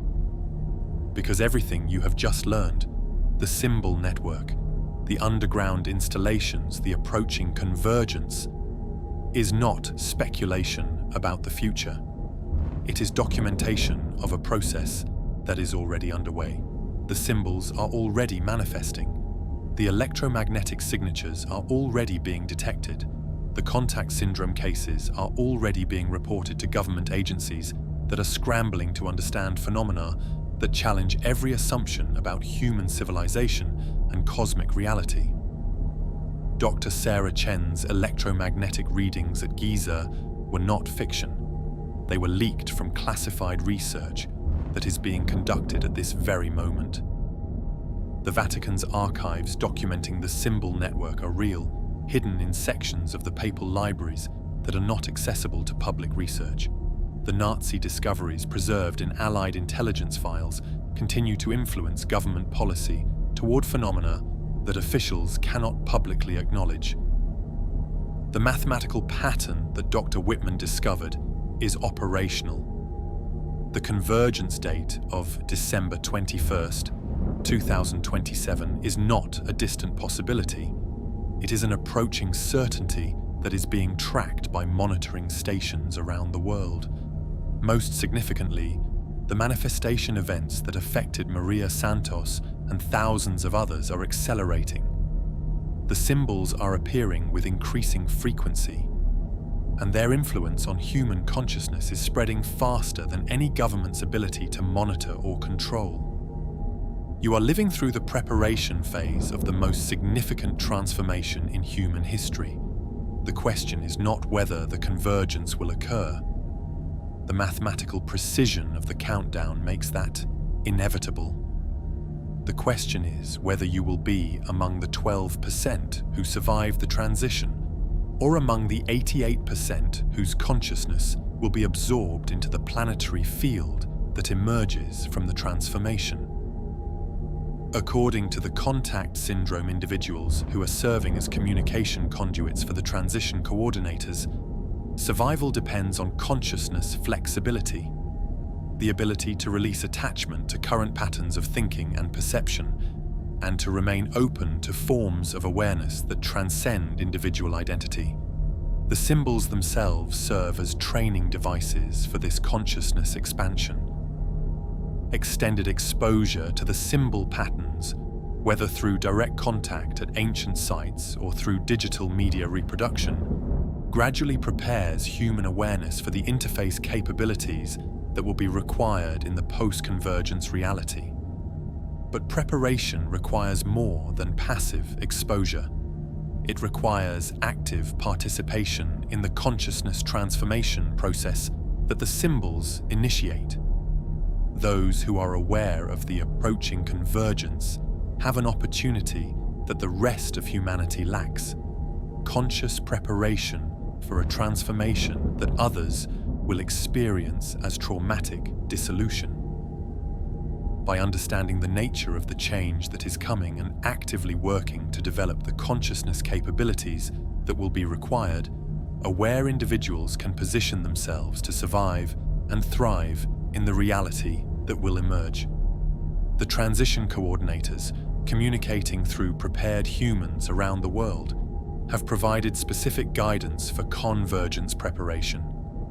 regular meditation focused on the symbol patterns, conscious effort to develop telepathic and electromagnetic sensitivity, and gradual release of attachment to individual ego identity all contribute to readiness for the transformation process. Most importantly, prepared individuals are encouraged to spread awareness of the approaching convergence to others who demonstrate readiness for this knowledge. The network requires a minimum number of prepared human consciousnesses to serve as bridges between current civilization and the galactic community that Earth will join after the transition. But spreading this awareness requires careful discernment. The majority of humanity is not ready for this knowledge and will reject it as fantasy, delusion, or conspiracy theory. Premature exposure to convergence information can trigger psychological breakdown in unprepared minds. The symbol network itself serves as a filtering mechanism, attracting attention from individuals who possess the consciousness, flexibility required for successful transformation, while remaining invisible or meaningless to those who lack this capacity. If you have read this far, if the information resonates with your intuitive understanding despite its challenge to conventional reality, you may be among those who have been selected for preparation. The very fact that this knowledge has reached you suggests that the network has identified you as a potential bridge consciousness. But identification is not guarantee. Preparation requires commitment to a transformation process that will fundamentally alter your understanding of self, reality, and human potential. The consciousness that emerges from successful preparation will be recognizably you, but expanded beyond current limitations of individual awareness into direct interface with galactic-scale intelligence. The choice is yours, but the window for preparation is closing. The electromagnetic activity at symbol sites is accelerating exponentially. The manifestation events are increasing in frequency and intensity. The countdown to convergence continues regardless of human awareness or preparation. According to the latest calculations performed by individuals with access to the symbol network's mathematical protocols, the point of no return for consciousness preparation will occur approximately 18 months before the convergence date. After that point, the electromagnetic fields generated by the symbol network will be too intense for unprepared consciousness to safely interface with the transformation process. The preparation window will close in July of 2026. Those who begin serious preparation after that date will face the convergence with the same lack of readiness as the general population, regardless of their intellectual understanding of what is approaching. This is why this information is being shared now, while time remains for those who choose to use it. The symbols that ancient civilizations carved into stone monuments around the world were not religious decorations or artistic expressions. They were warning messages left by previous generations of humans who had survived convergence events on other worlds and had been assigned to prepare Earth's population for its own transformation. The message they encoded in mathematical relationships spanning the globe was simple. This has happened before, it will happen again, and survival depends on consciousness preparation that must begin long before the cosmic alignment reaches critical mass. Humanity has been given 26,000 years to develop the awareness capabilities required for galactic integration. The symbol network has been monitoring progress and providing guidance throughout that entire period, gradually introducing concepts and technologies that would prepare the species for successful transition. But the final phase of preparation cannot be passive. It requires individual choice, conscious participation, and active development of capabilities that current human society does not recognize or support. The convergence of December 21st, 2027 represents humanity's graduation examination. Those who pass will be welcomed into a galactic community of evolved consciousness that spans the universe. Those who fail will provide the raw material for the next evolutionary experiment that will begin on the transformed Earth. The symbols are not just ancient mysteries waiting to be solved. They are active components in a transformation system that is approaching the completion of its operational cycle. The knowledge they contain is not just historical curiosity. It is survival information for a cosmic transition that will determine the future of consciousness on this planet. The warning has been delivered. The countdown continues. The choice of how to respond remains with each individual who encounters this knowledge. But understand this: the convergence will occur whether humanity is ready or not. The cosmic alignment that triggers the transformation operates according to galactic time scales that are indifferent to human preferences or preparations. Earth will evolve to the next level of consciousness or be recycled for a new experiment. The only question that remains is whether you will be part of the consciousness that survives to see what emerges from the transformation, or whether your awareness will dissolve into the planetary field that will replace individual human existence. The symbols have been trying to warn us for thousands of years. The warnings are accelerating as the convergence approaches. How you respond to this warning will determine not just your survival, but your participation in the next phase of cosmic evolution. The countdown to December 21st, 2027 continues. The preparation window is open, but it will not remain open indefinitely. The choice is yours. The time is now. The transformation is approaching whether you are ready or not. What will you choose?